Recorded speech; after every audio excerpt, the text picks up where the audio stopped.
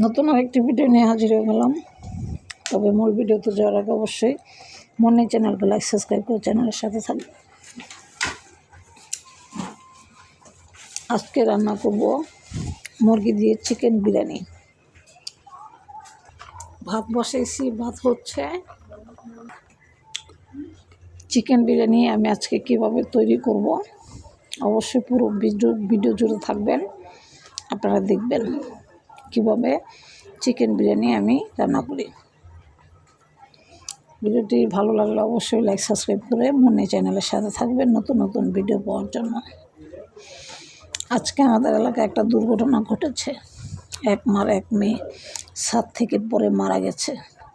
এক ছেলের সাথে প্রেম করে বাবা মা রাজি না, এই জন্য মেয়ে এটা মানতে চায় না।